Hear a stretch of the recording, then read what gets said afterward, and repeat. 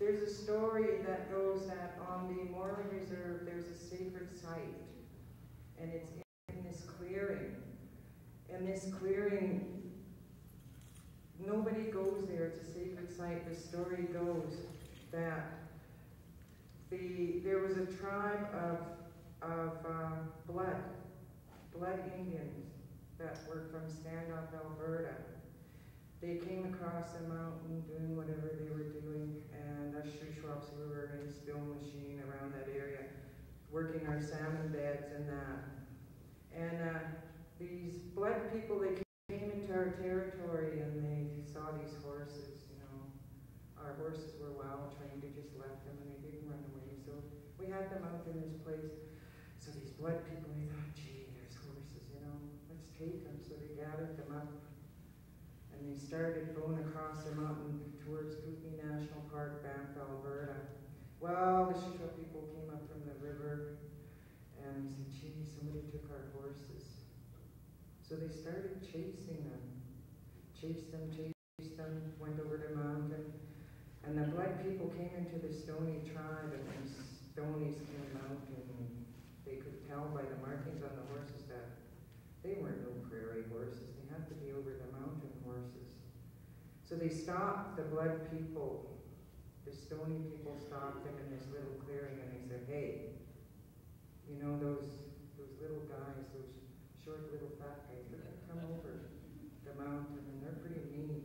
They're going to kill you if you don't get back those horses. They kept these blood people, they kept the horses in this little enclosed area, and they kept these blood people here. You're going to face the music. We're not going to go down for this. So these short little fat Shuswap people came across the mountain, surrounded this little area. They said, hey, I know the marking on that horse. That's my horse. A couple more guys. Gee, those markings, those are my horses. All right, who took these horses?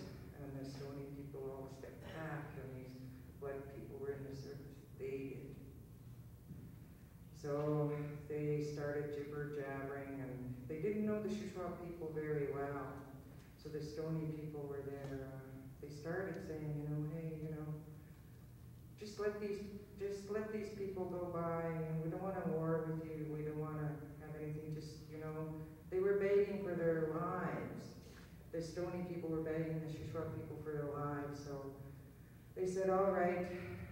So they said, well, we'll give you some horses in return for letting these people live. And the story goes that yes, they gave some horses in return for these people's lives, but what they wanted was, because we were such good traders, they didn't have salmon on the prairies, but they knew we fished the salmon in the Columbia River before the dams came up. So in order for them to have that delicacy, they had to be friends with us. So they packed up these poor old blood Indians, told them, oh, we'll take them, you know, we'll take them across our land, we'll take them to our border. So they loaded up all these blood Indians, took them to the border, and right at the end of their territory, the Morley territory, they threw all these blood people off the horses. And they told them, well, for you stealing our friends' horses over the mountain, those short little fat people's horses, you guys are going to have to get off these horses, and you guys can walk the next 150 miles home. That is how we become allies with the Stoney people. And it's one part of history that should never be forgotten. That we were not warriors, but different people's perceptions of us, because we were gatherers. We were a friendly people, but these people didn't really know us. But in order for them to conserve that delicacy of salmon, which they didn't have, and which they let us hunt in their territory. It's a treaty, and that treaty was reinstated a while ago at a gathering here, and I was fortunate enough to be at that gathering. So if some of you didn't know the story behind that, that's part of the story.